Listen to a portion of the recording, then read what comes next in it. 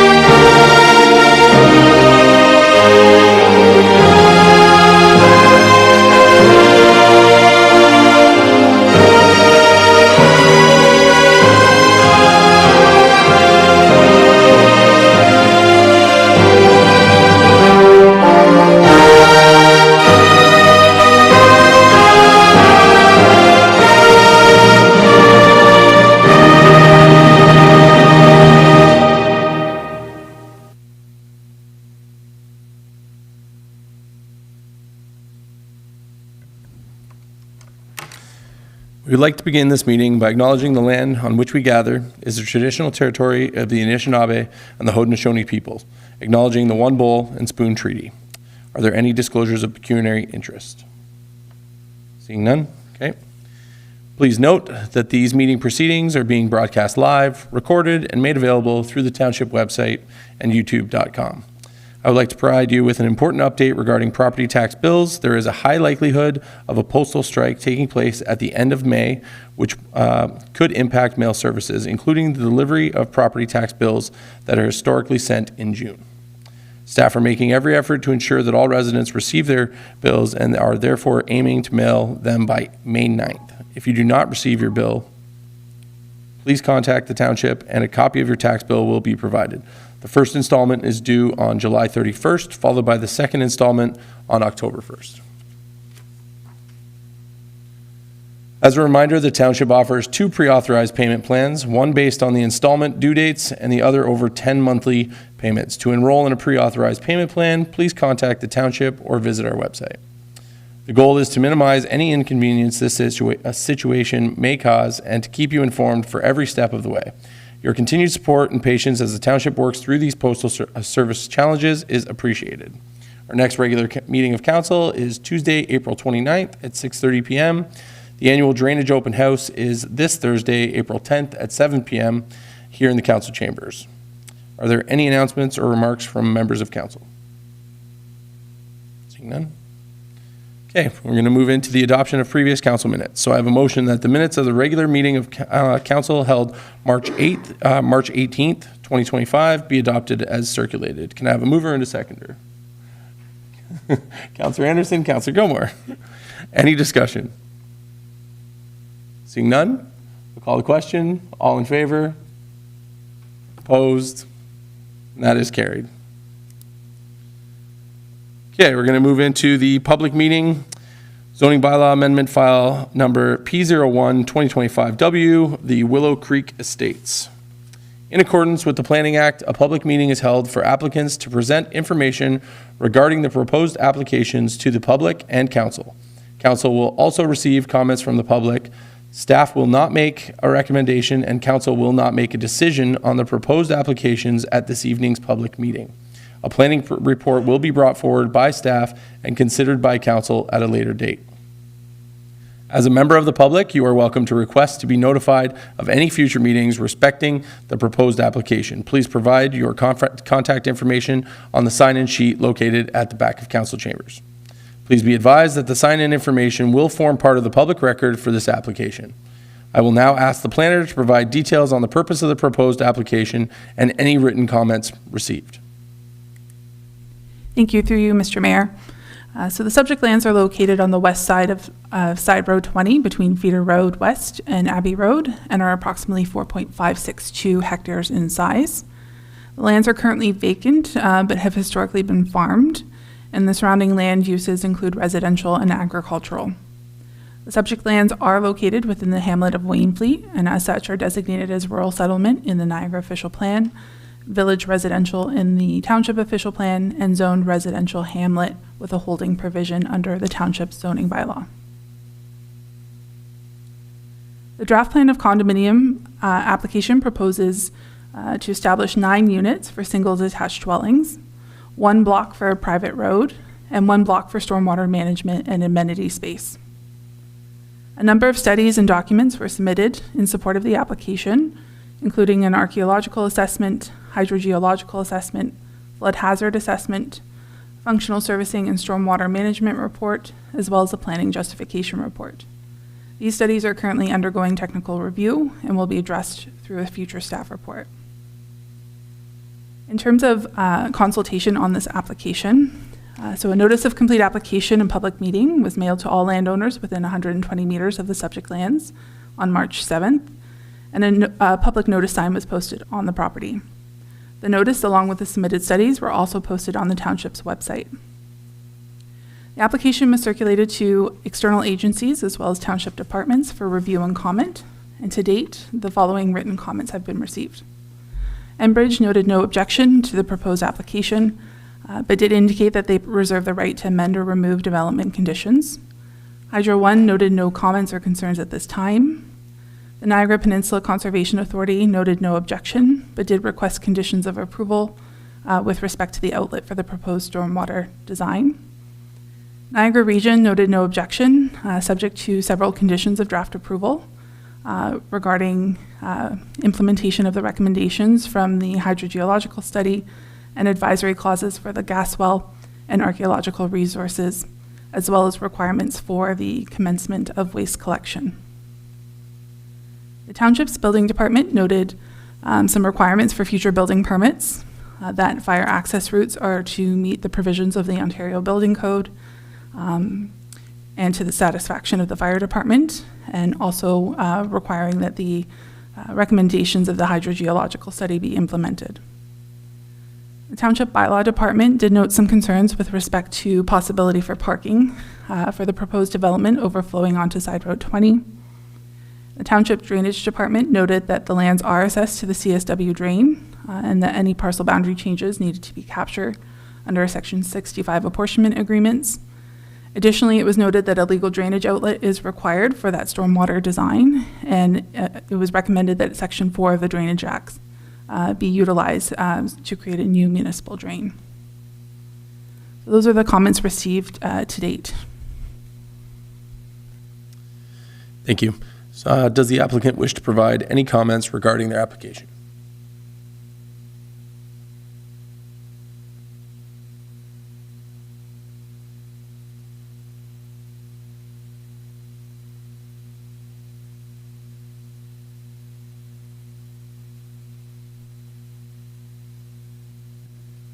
Good evening, Mayor Grant, members of council and township staff, and everyone here tonight.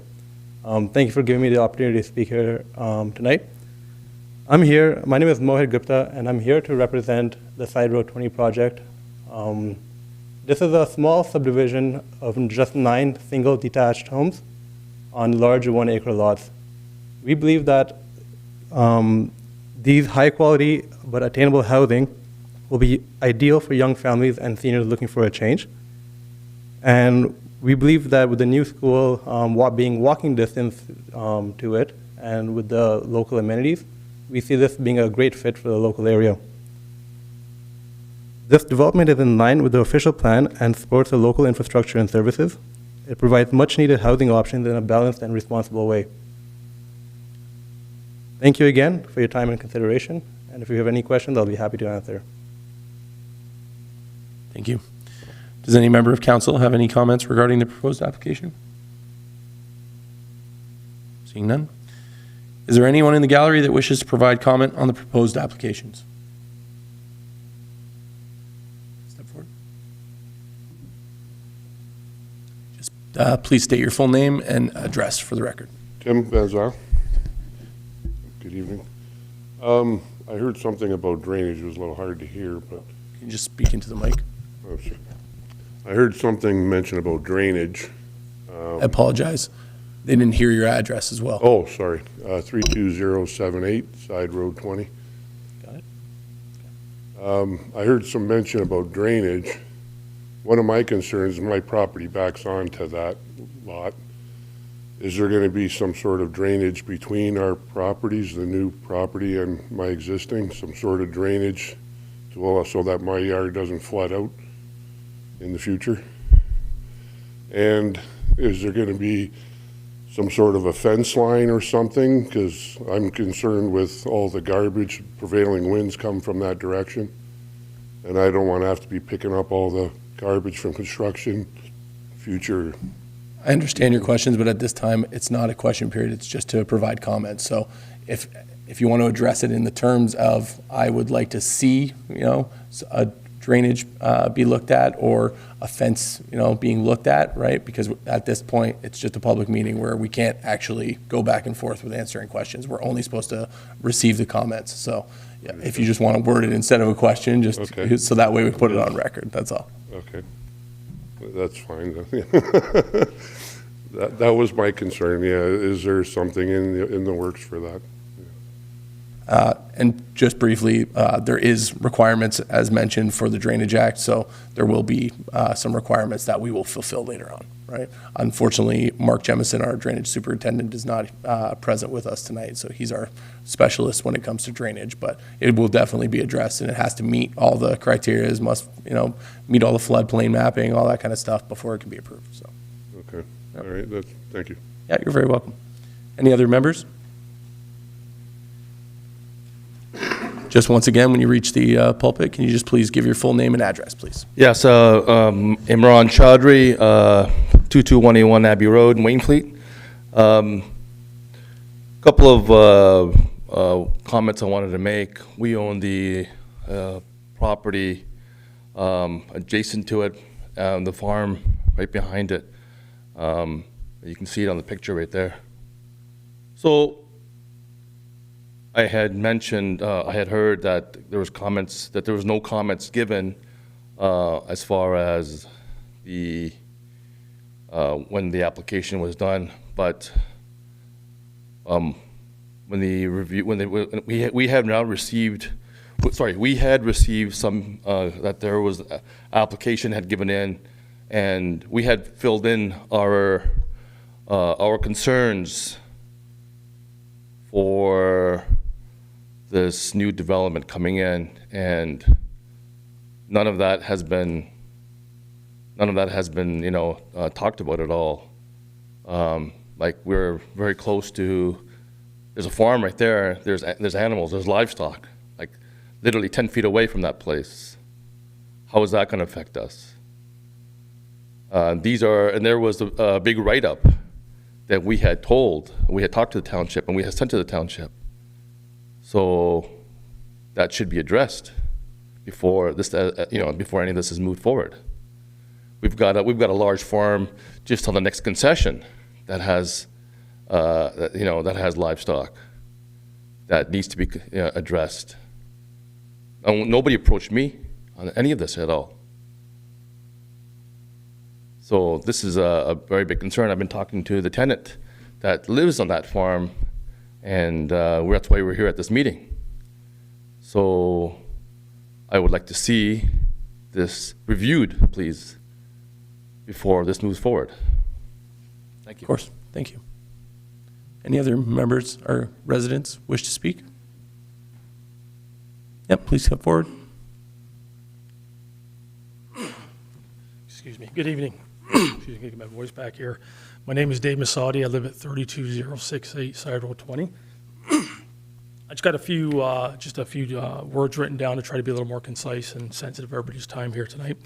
But thank you, Mayor. Thank you, council members and town staff, for letting me have a few words. It will be in the form of a statement. I realize there's no questions or inquiries at this point. I will advise that my family and I have lived at 32068 Side Road 20 here in Wainfleet for about 23 years, since 2003 now. I'm also aware that this area and the development area lies within the Big Forks Creek floodplain mapping area. We have lived at this location, again, like I said, for about 23 years. And I do have concerns as to the impact of a new laneway and development adjacent to our property and other properties in the area. Excuse me. As you are aware, Wainfleet is a low-lying plain that historically has many marsh or swamp-like locations, some of these areas taken over by development. Despite efforts made through developments to mitigate water issues, the simple fact is that the natural state of many parts of Wainfleet make it susceptible to flooding, as there is no easy or quick way to drain any excess water in a timely manner, whether it be through excessive rains, snow melt, or a combination of both. Excuse me. I will touch briefly as to where I live and to some extent the immediate neighborhood. On my residential property, when heavy rains arrive or snow melt occurs, the entire perimeter can become saturated and almost swamp-like at times.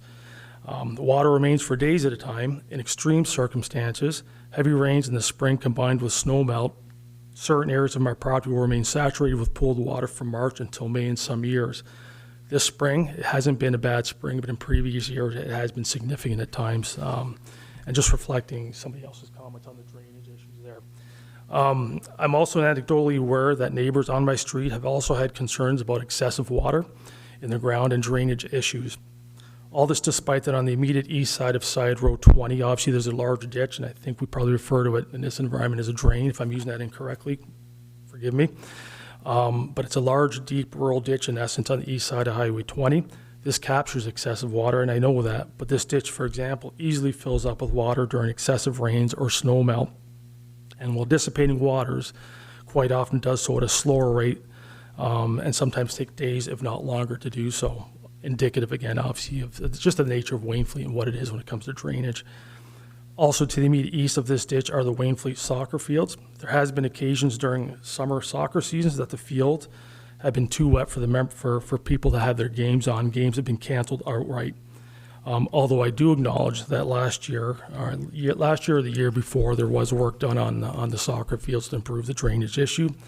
But nonetheless, this being indicative of the low-lying and drainage issues in that area. As it pertains, and for clarity, my house is the last one on Highway 20 right now, which the laneway would basically parallel. But as it pertains to the plan of a laneway immediately along the south side property of my residence, the route will enter westbound off Side Road 20 and run parallel along my south side property line to the proposed subdivision.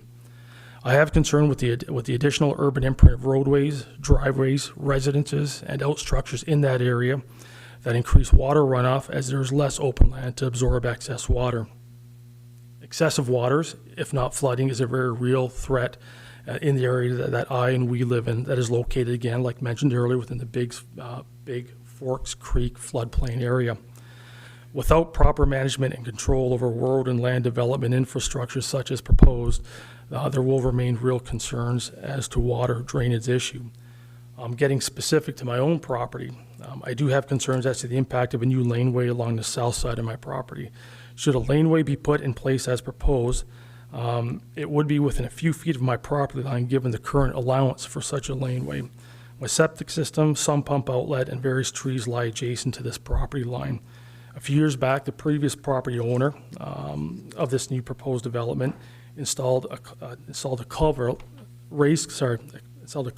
laneway raised entry from Side Road 20 along my south side property line, which continues for approximately 50 to 7 feet in a slow descent westbound into the farmer's field.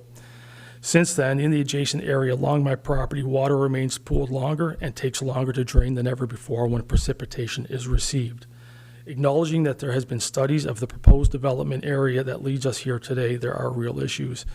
If a full paved laneway was installed as proposed, it would be elevated to some extent and regardless would create more runoff precipitation onto my property, creating exacerbated drainage issues. I also have concerns as to winter maintenance. Plowed snow would end up on my property and inevitably would be mixed with sand and salt from plowing maintenance of the laneway.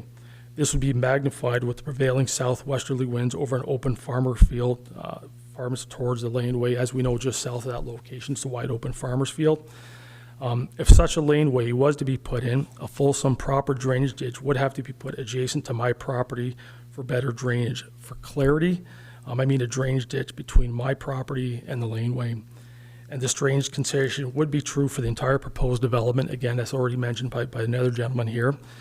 As already alluded, my property, those of my neighbors, and the proposed development lie within the boundaries of the Big Forks Creek floodplain mapping.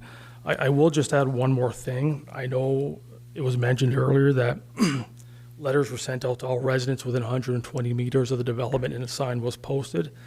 A sign was posted on Monday, March 24th. I know because I live right there. But the sign's been down ever since. And I'm not suggesting anything towards what it was the day it went up. There was just heavy winds. Again, like it was like 70, 80 kilometer an hour winds that way, but the sign was pushed down and has sat down ever since. So just on that note, I mean, could there be people who just might have an interest in this, but they haven't been made aware of it?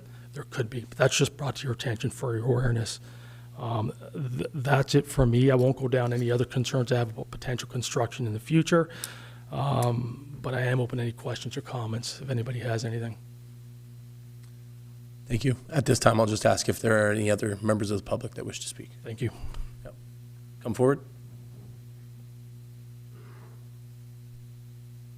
Good to see you, Mr. Moore.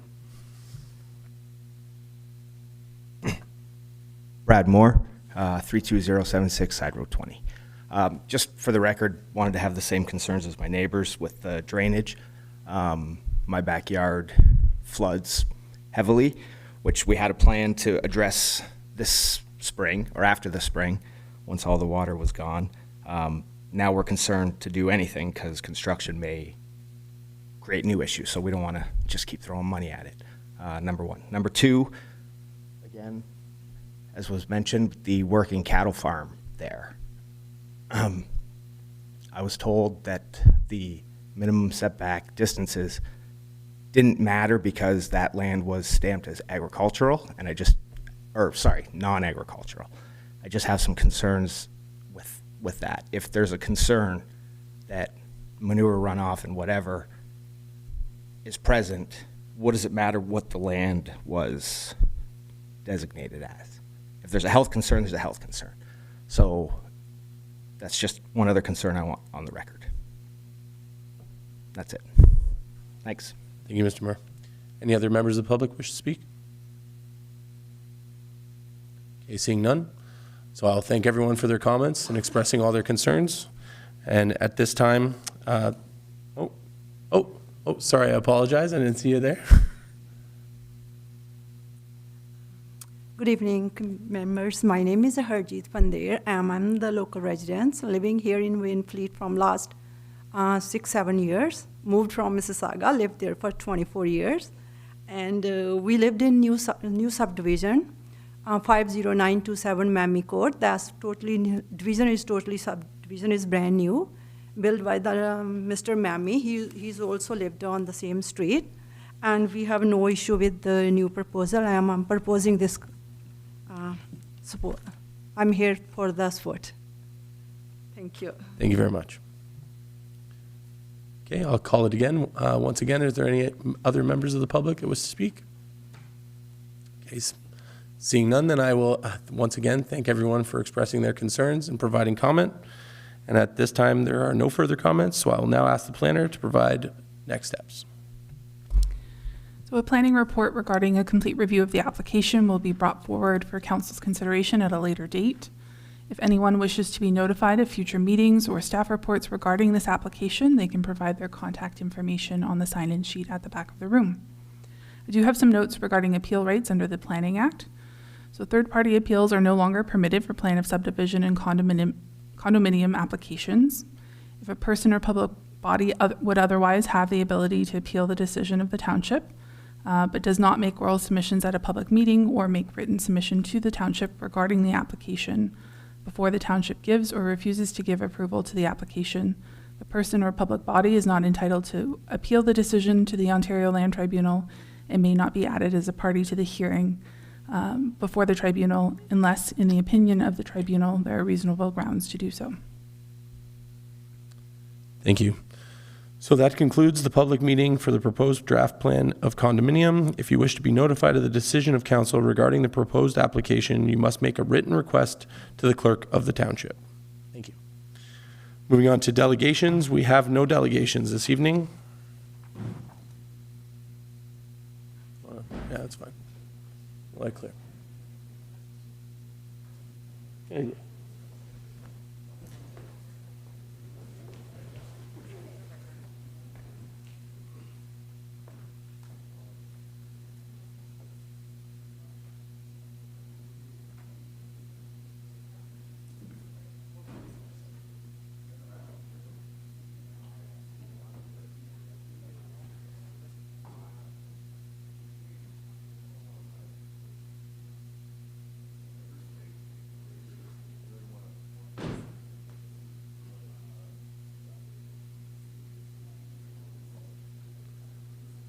Excuse me. Can you guys please, if you're going to just have side conversations so we can continue the meeting, can we please take it outside? I apologize. No, just in general. Yeah, it's okay. Yeah, we'll just take a minute. Yeah, all right.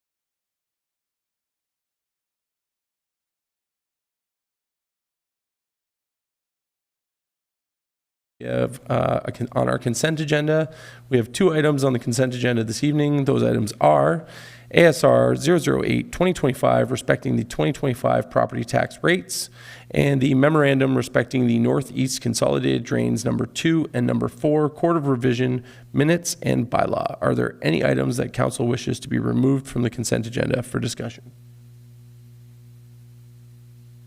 Okay, seeing none.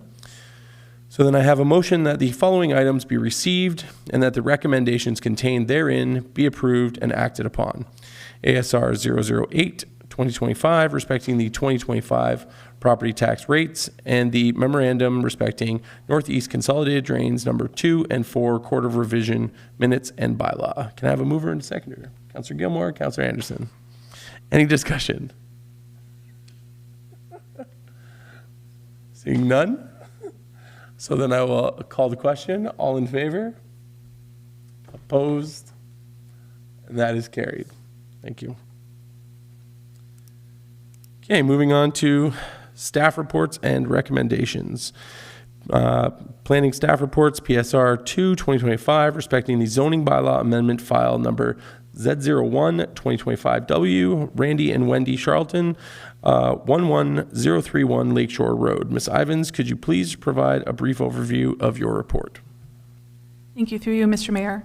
So this report provides a review of the applicable planning policies as it relates to the zoning bylaw amendment application filed by the Charltons for 11031 Lakeshore Road.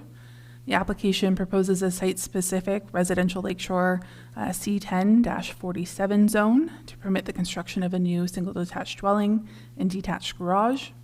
It's my opinion that the amendment meets the applicable provincial, regional, and township planning policies, and I've recommended that the amendment be approved. The bylaw amendment is on this evening's council agenda as bylaw number 11. Thank you, Ms. Evans.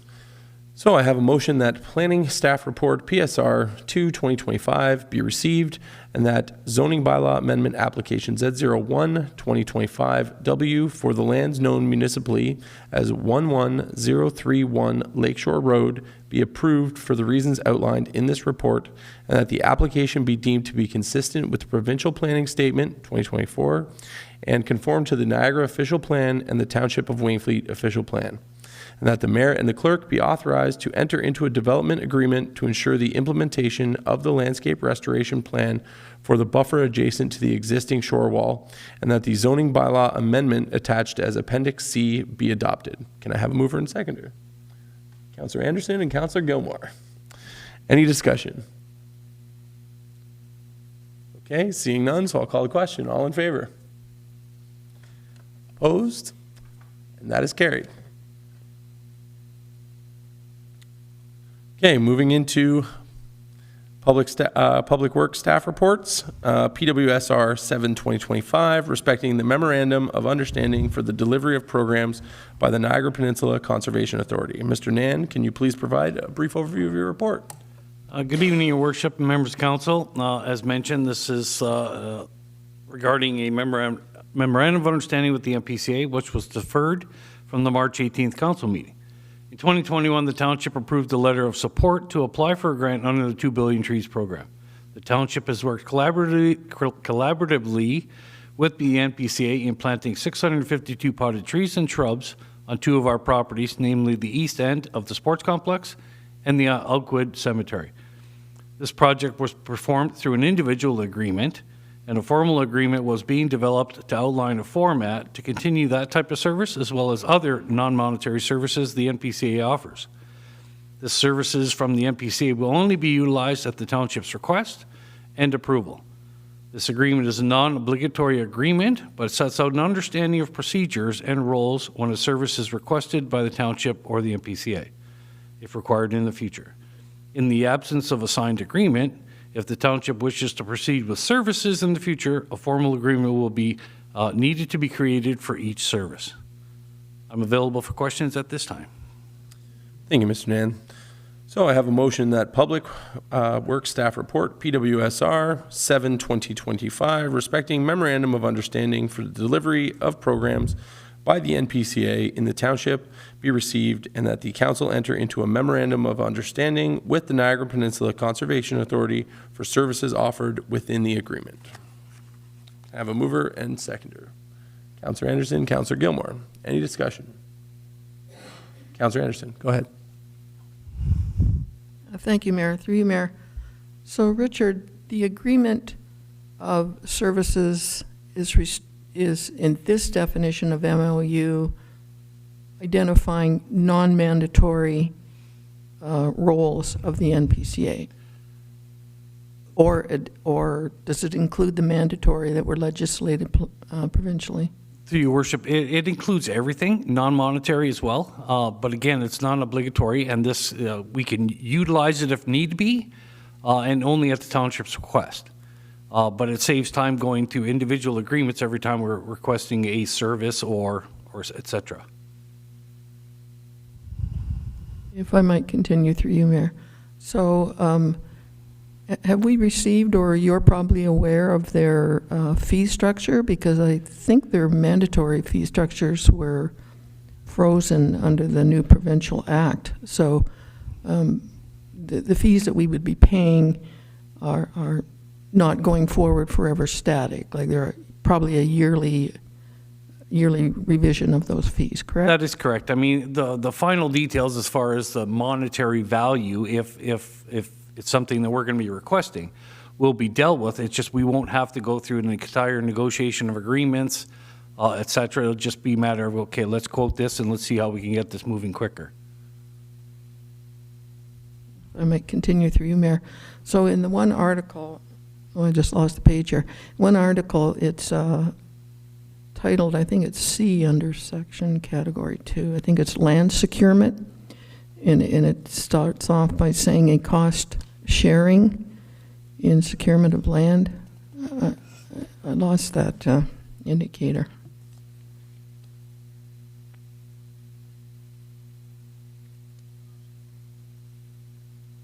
Oh, my colleague says the last one on Schedule A. Yeah. So can you just sort of give me a little more granular on that? Like. Again, these aren't specifics. These are potentials, future considerations if need be, or if required by either the township or NPCA. That doesn't mean we are locked into doing this. at any point in time, we could say, well, no, we don't want to go into a joint venture with you on land acquisition. That's something that we normally try not to do anyways, only because, let's face it, we want, the right to be able to do what we want with those properties if we're in ownership. But it's just a potential service that can be done in future if need be. I'll just continue through you, Mayor. The NPCA does a lot of conservation and flood management, and that's a good thing.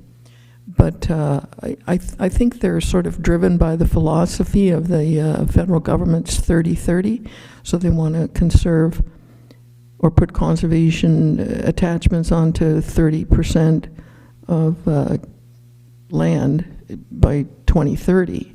So I'm just wondering, like, are we open to having any kind of land that they do own and control a fair amount of property or acreage in Wainfleet as we speak? Are you aware of any other properties they're interested in? Not that I'm aware of. I know there was some land recently that they acquired, but I think that was a year ago or 2 years ago, but it's not in Wainfleet. Other than Morgan's Point, I'm not sure of any other new sections. Yeah, through you, Mayor. I think they did Morgan's Point and the wetlands in the last couple of years. And I believe that the other 4 acreages that were acquired, I think 2 or 3 of them were legacy properties by families, which is a lovely thing to do. I think that's great if you want to do a legacy on your property. If you're a heavy conservative thinking conservationist, that's fine. So I guess my point, Richard, is, and you're probably, listen to me question all the time, I'm always very interested in the sort of the financial commitment, possibly yes, possibly no. And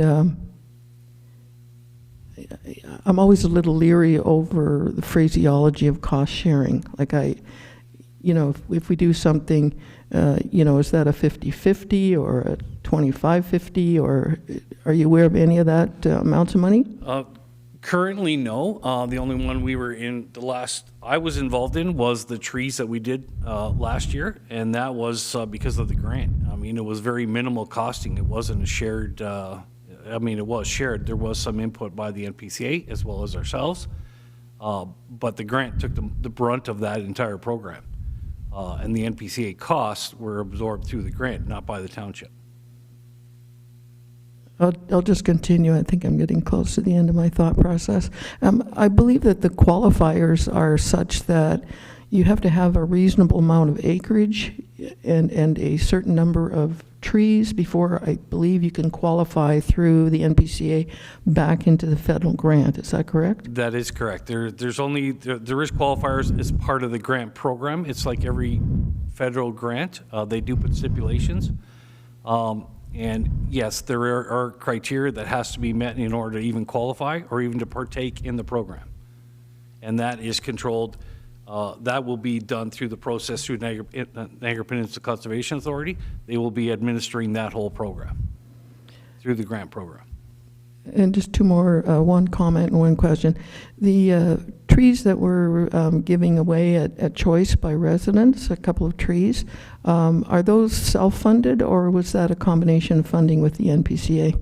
Through your worship, it didn't qualify for any of the programs, so we were self-funding that giveaway. It's just the township's way of trying to green the township and allow residents to receive a tree to plant on their properties. Thank you, Richard. I think that's a good thing. And just one other comment. I noticed on their spec sheets that of all of the municipalities in the region, Wainfleet sits in the basically almost the top third for what's called canopy cover, according to the NPCA, which is, top tree to top tree. And also driving in, I took the opportunity to just look at all the properties I was going by, and I just don't know who doesn't have a tree on their property out here in Wainfleet. I mean, I think it's a very sort of planted out kind of a community. Like, we like our trees and we like shade, and so I would imagine it, maybe the canopy's 26%. I think that was the spec, but everyone else has got a tree that's, helping with the O2, CO2 exchange. So I think Wainfleet's a fairly good sort of proposal of conservation. And that's all I can think of at the moment. Thank you. Thank you, Richard. Thank you, Councillor Anderson. Any other discussion? Councillor Gilmore? Thank you, Mayor.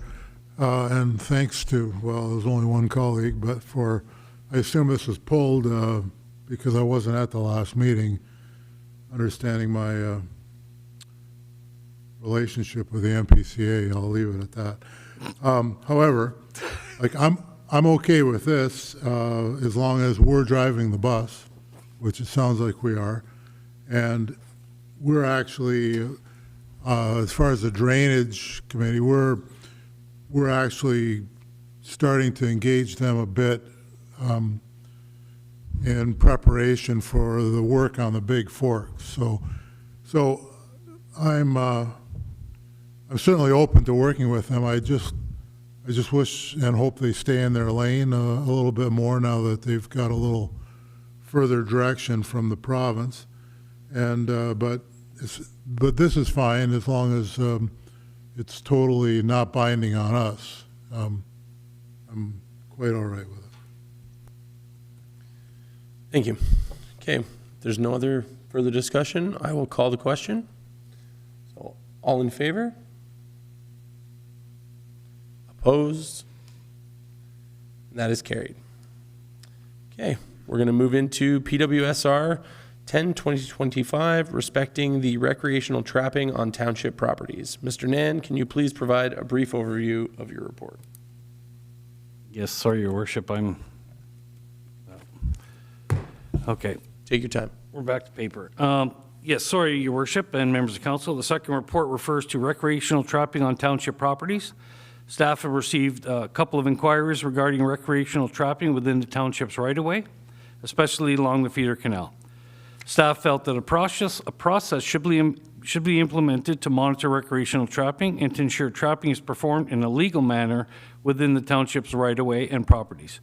The process was developed in consultation with the township solicitor, and an application for a permit was developed at that time and is included in the report. I'm available for questions at this point. Thank you, Mr. Nan. So I have a motion that the Public Works Staff Report PWSR 10/2025 respecting the recreational trapping on township properties be received, and that the council direct staff to implement the recreational trapping permit process, and that council establish a non-refundable recreational trapping on township lands permit application fee of $100. Can I have a mover and a seconder? Councillor Gilmore, Councillor Anderson. Any discussion? Councillor Gilmore, go ahead. Thank you, Mayor. Yeah, this is good. I'm all for this. I just, a couple of things. I assume that the permit is one time only and valid till revoked. Through Your Worship, we plan on having a yearly permit, so every year any potential new trappers or anybody else that may have missed the first group gets an opportunity. We're trying to make it as equal right, as but possible. it's not renewable annually. That's my question. Once a person gets one, they retain it. It's a one-time fee to them until such time as it is either they withdraw or it's revoked.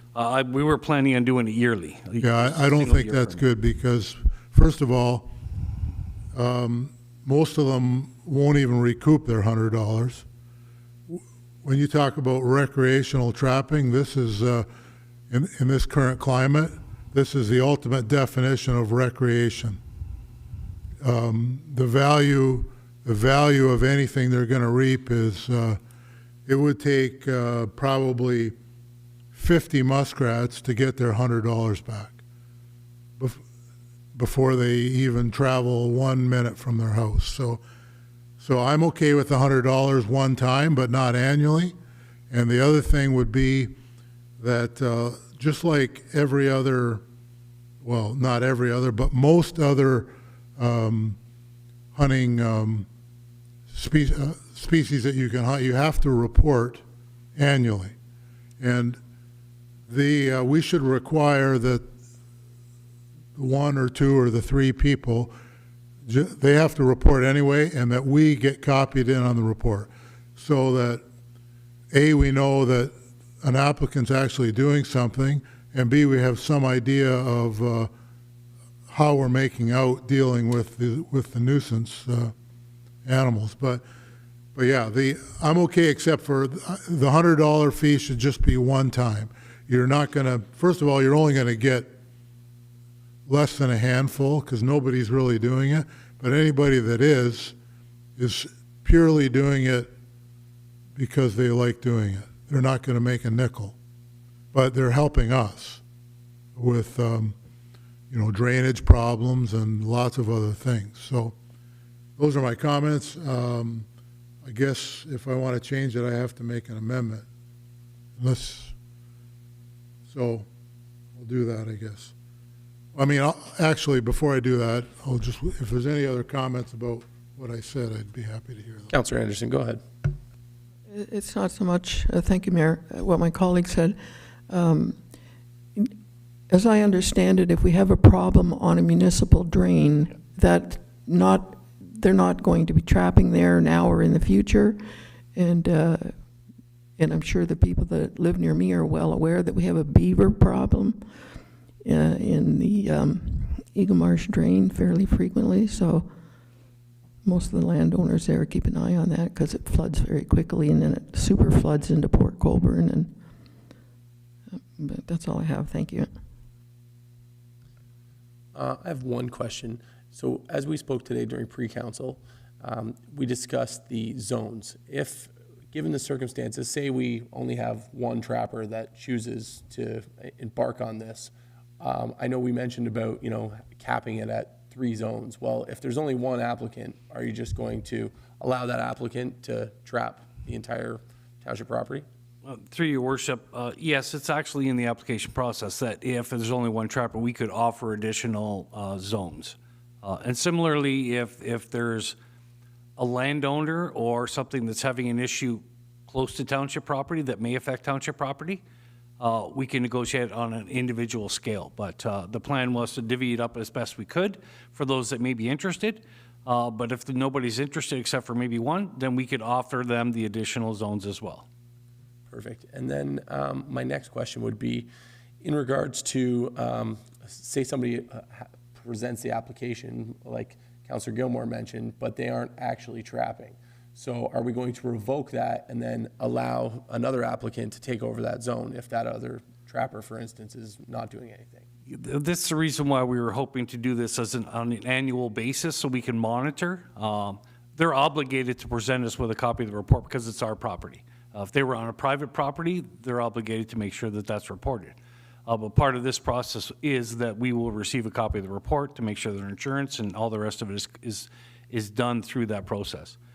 Without doing it annually or assigning it annually at least, there's no way we're going to be able to monitor if they're not reporting, right? So that's why we were hoping to at least review it on an annual basis. 1 second. So now you've actually brought up another thought to mind right now. When you mentioned insurance, so generally speaking, just within my own personal life with business, are we talking standard $5 million liability for anyone that's doing that because this is township property? I believe they're covered automatically with the M&R permit, and I think it's $2 million. It may be $5 million. I'll have to refer to what their trapping is, but they're obligated to have insurance as well through them in order to do that process. But the township will be named as additional insured because they're on our property. Okay, thank you. CAO, you wish to speak? So through the mayor to all of council, Councillor Gilmore, I can appreciate your comment based on the $100 annual, and I know this goes down the rabbit hole of your favorite thing, user fees and charges. However, we have an obligation as the township to our fees and charges are supposed to be cost recovery. So the analysis based on receiving the reporting, reviewing all of the applications, processing the payments, the number of staff that are going to have to touch the application in terms of issuing the license once we receive the application and reviewing it annually to ensure that A, they are still trapping, B, they're providing all of their insurance documents. Although we hope that everyone's going to have a complete application, that isn't always the case. So sometimes it takes a little bit more hand-holding or following up in terms of collecting the documents that are required to be able to issue the license based on the application. So that is how we arrived at the $100 fee. And our intent was annually just to ensure that we could monitor, and that if, say, perhaps this year we might only have one interested party, but next year we might have 3 interested parties. So how do we communicate that out in terms of, if we allow the person this year to access all of the zones, we might have to claw back some of those zones next year. So in order for them to express their intent to continue trapping, that's why we were proposing an annual application, and that is how we arrived at that fee.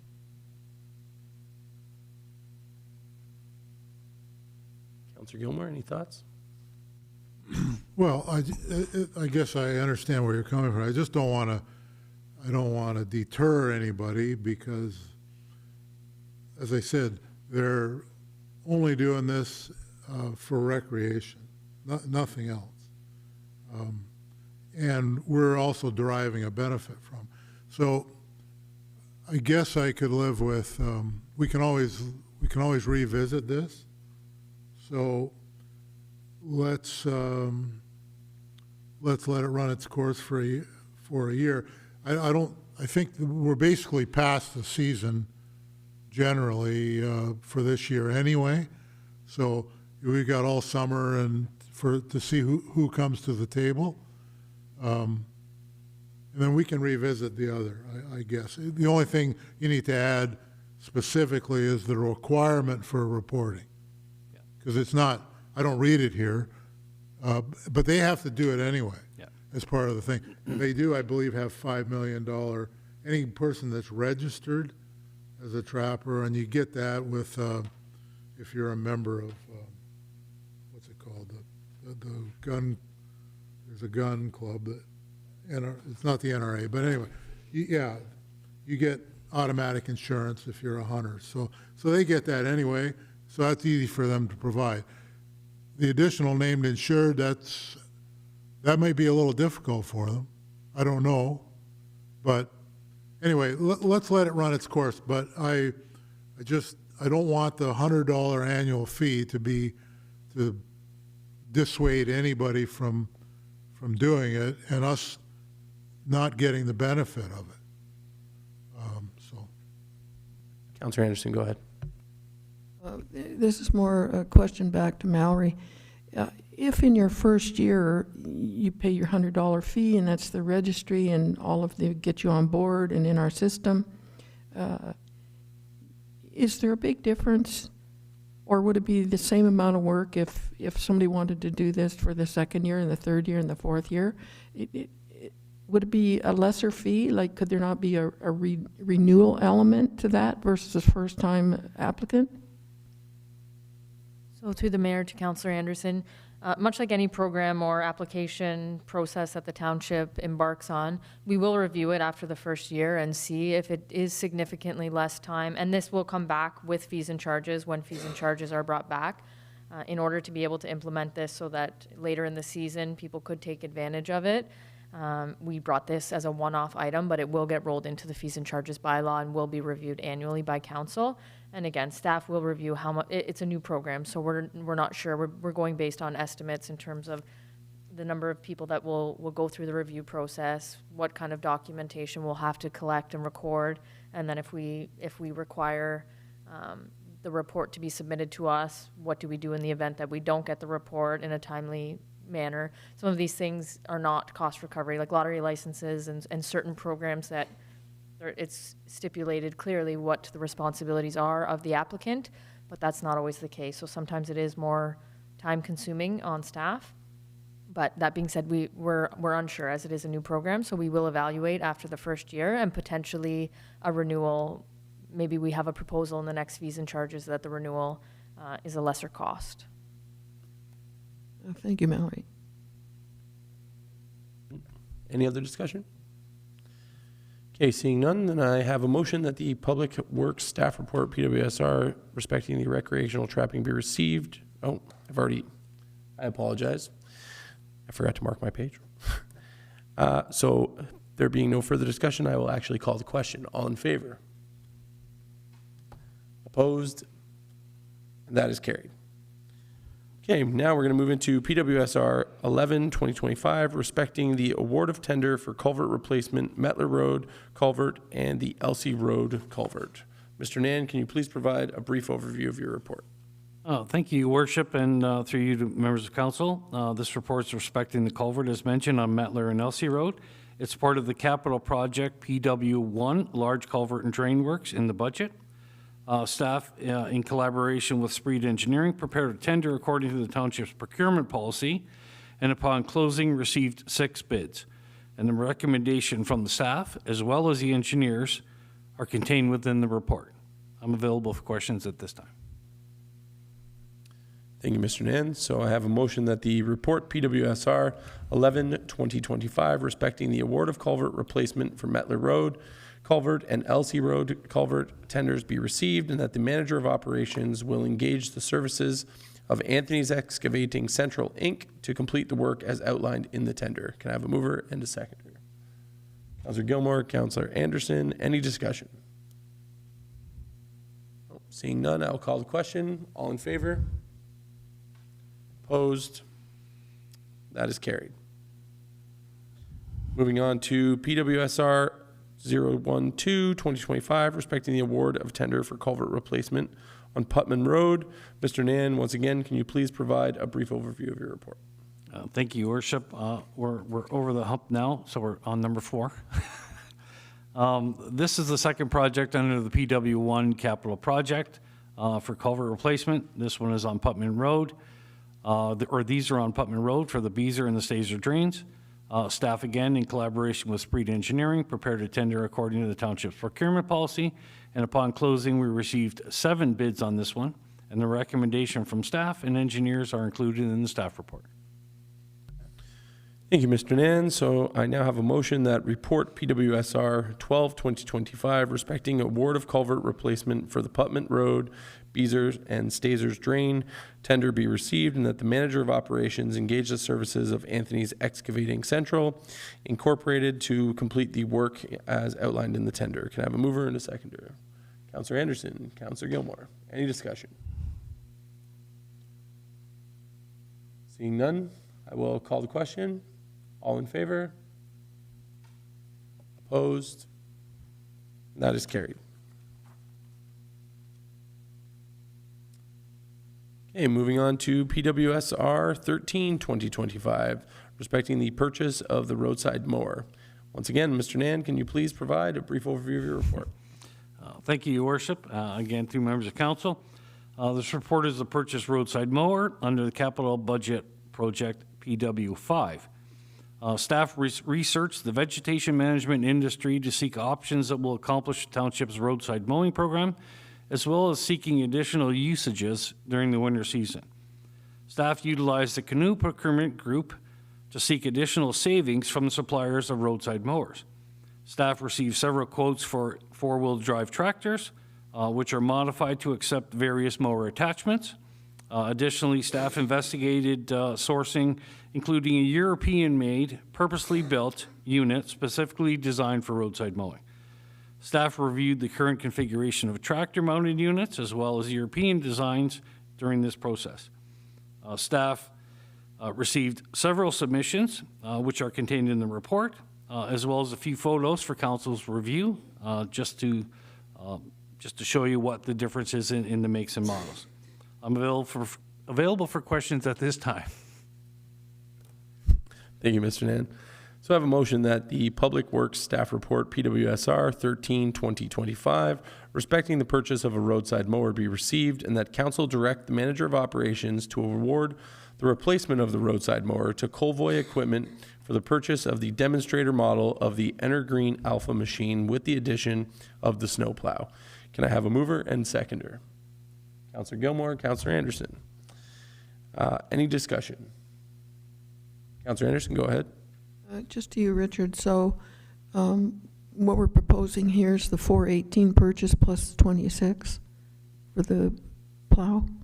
Sorry, sorry, Richard. So we're looking at the demonstrator model at 418 plus the plow at 26 for a full total of, in both of those, would be not subject to tariff, right? Including correct. the plow bit? That's correct. The machine itself is actually an Italian-made machine. The front mower is actually a Dutch-made machine, and the plow unit is actually made in Quebec. So none of it is subject to tariffs, or any potential tariffs in future if somebody changes their mind. Just as a local aside, so is the Dutch mower going to be able to talk to the Italian plow, or how does that work? We're Yes. good? We're good? They were actually designed in collaboration together. We had it here with the full package on it, except for the plow, obviously. We had it here for 2 days, and staff were trained by their staff for half a day. And then our staff was able to take it out and take it on some of the roadsides to give it a whirl. And there's going to be a learning curve, obviously, because it's a different style of mower. It's not just a tractor anymore. But staff were quite happy with it, and the capabilities of it far exceed what our current machines can do. Thank you, Richard. So, Mr. Nan, you kind of just touched on what I was going to ask, but in your opinion, obviously there's going to be some added efficiencies that come with this particular model, right? Obviously, we're going to be able to cut a little bit faster than previous years, which means more gets cut in a shorter period of time, which obviously I'm sure many residents would be very happy with, correct? Through your worship, it's a whole different configuration. The front mower actually stows directly in front of the machine. But when it's in operation mode, it actually folds down to the side as well as slides out. So the machine can stay on the road, but we can technically use the front mower and the side mower, and we can actually cut 11 feet in one pass.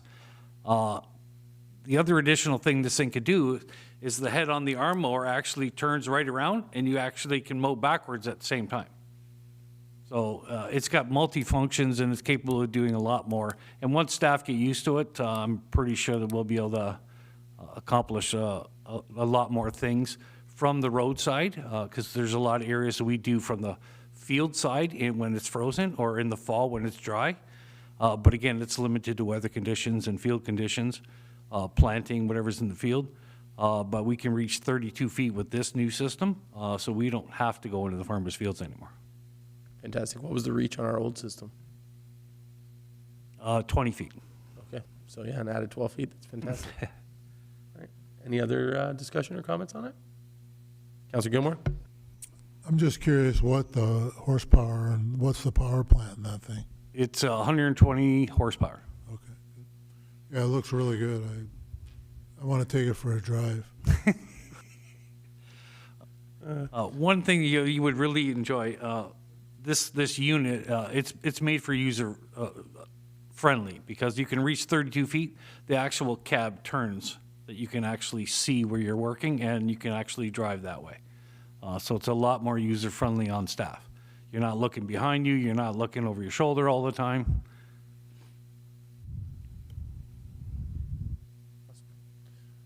Councilor Anderson, go ahead.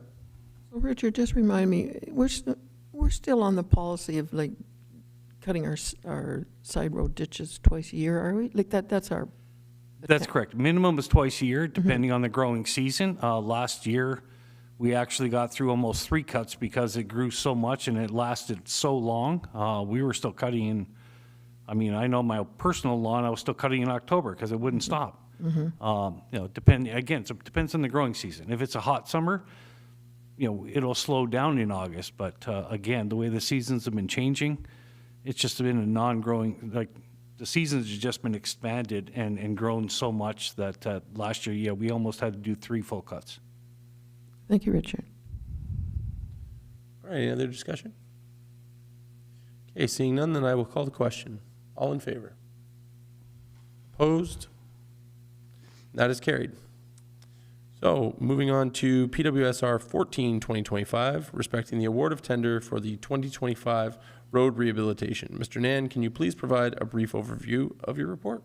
Thank you, Your Worship. Staff prepared a tender as per the township's procurement policy. Over 13 companies actually picked up the tender documents, which were available on Township's website. But unfortunately, we only received 2 bids at the tender closing. As council is aware, this year has been an unusually harsh harsh season on several of our roads and our road network have degraded substantially due to the volume of frost penetration. Staff reviewed a couple additional roads for consideration if council chooses to add them to the 2025 program. The recommendations are contained in the report. Thank you, Mr. Nan. So I have a motion that report PWSR 14-2025 respecting the award of road rehabilitation tender be received, and that council direct the manager of operations to award the tender to the lowest bidder, Walker's Construction Limited, for $1,139,171, and add the additional roads to the 2025 program. Can I have a mover and seconder? Councillor Gilmore, Councillor Anderson. Any discussion?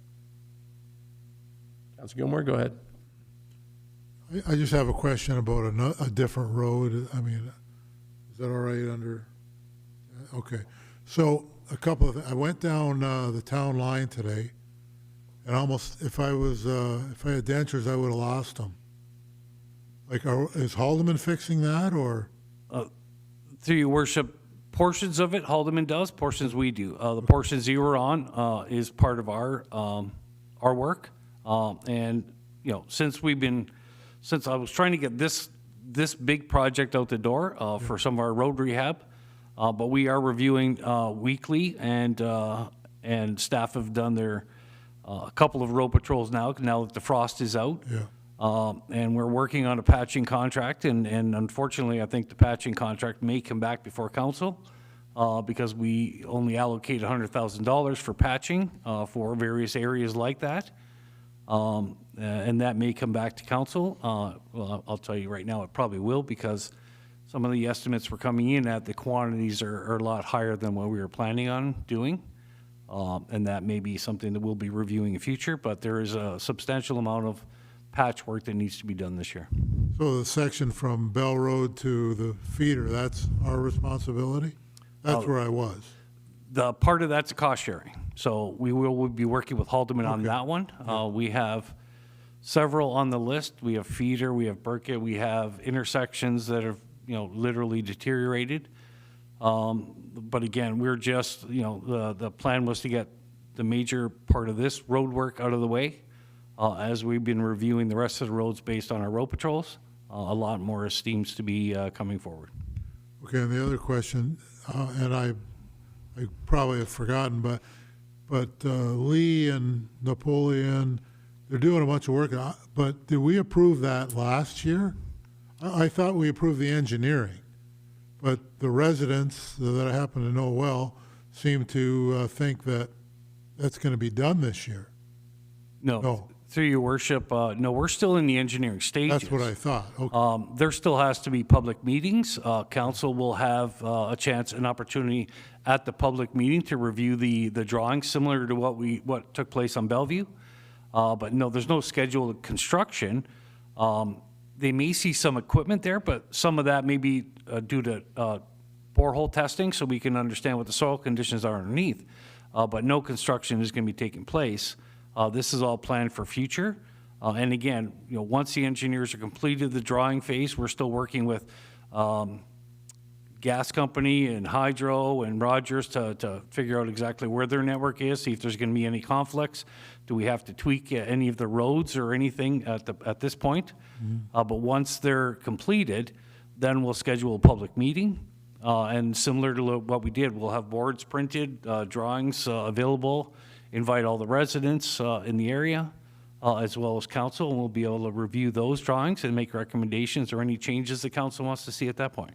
But there's no construction scheduled. Yeah, that's what I thought. And but someone said, oh, they talked to somebody and they're going to pave it this year. And I said to myself, I've forgotten some things in life, but I don't think I'd forget that. So, okay, that's good. That's all. We can go back to the motion. All right. So is there any other discussion on that?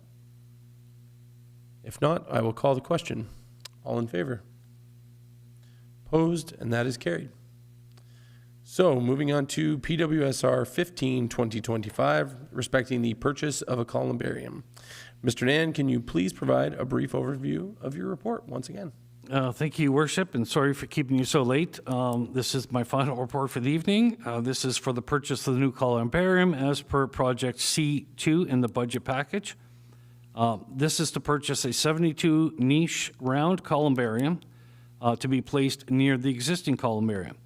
Staff sought out quotes for the purchase of a new columbarium, and as per our procurement policy, and we found that the industry has moved away from concrete structures similar to the one we currently have, and are now going with a aluminum framed with marble facing. But we did find one company that designs and creates and makes these in solid marble construction. The purchase of columbarium requires additional site preparation and foundation work to complete it. We've sought pricing for the site work separately. To date, we are still finalizing those quotes for the site preparation, but believe we'll be well under the anticipated budget allocation of $123,000, which was approved by council. Staff also included conceptual drawings so council can see what the future considerations could look like. The final quotes for the foundation of the columbarium will depend on council's final choice of suppliers, as the foundation is designed based on the model selected as well as the weight of the unit. I'm available for questions at this time. Thank you, Mr. Nan. So I have a motion that Public Works Staff Report PWSR 15-2025 respecting the purchase of the columbarium be received, and that council direct the manager of operations to engage Nelson Granite for the purchase of the 72 niche round columbarium. Can I have a mover and a seconder? Councillor Anderson, Councillor Gilmore. Any discussion? Councillor Anderson. Through you, Mayor. So, Richard, on your two options, I'd kind of like to know which one you like, but they're basically, there's a little, looks like there's one has a couple of benches and the other one doesn't, and they both look to be counted out, same number of plants, et cetera. So, am I to understand that the 123 that we budgeted would fulfill putting forward one of these options totally in costing? Through your worship, no, the 125 that we budgeted was to remove everything that's existing, which is a bunch of brick that is now heaved and is more of a hazard than anything. The plan, if you look on the very last page in Appendix B, is just to do the concrete works going in, to redo all the concrete works for the walkway going in, as well as surrounding the existing and the new columbarium. The additional conceptual drawings on the back would be addition to it in future years whenever we utilize as much of the current columbarium. We don't want to build too many and not have the use for it. So we're strictly right now saying let's get another 72 put in, which is similar, but we're just basically trying to show council what the conceptual could be in future. We can just keep adding on to this area, and that's why we're trying to plan it so we can just attach and keep going from that point.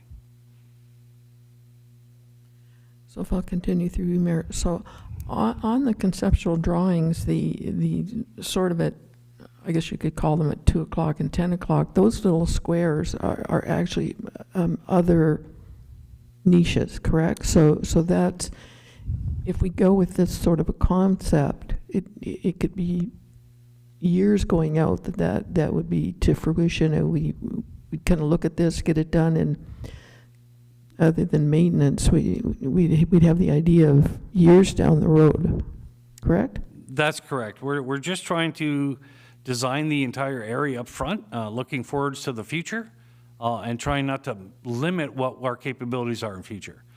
So right now we're going to be surrounding the area. So basically in front of those square areas that are there, those other niche walls, is where the concrete will stop. In future, when we want to add on, we can always pin it to the existing concrete and then just keep adding on and adding on and adding on from there. Thank you, Richard. Is there any other further discussion? Okay, seeing none, I will call the question. All in favor? Opposed? That is carried. So we have no items of correspondence on the agenda for consideration this evening. So we're going to move right into bylaws. So I have a motion that bylaw number 4, 2025, being a bylaw to provide for drainage works in the Township of Wainfleet in the region of Niagara, be read a third time and finally enacted this 8th day of April 2025. Can I have a mover and seconder? Councillor Gilmore, Councillor Anderson. Any discussion? Seeing none, I will call the question. All in favor? Opposed? And that is carried. Okay, so I now have a motion that the following bylaws be read and passed this 8th day of April 2025. Bylaw number 10, 2025, being a bylaw to establish estimates and tax rates for the year 2025.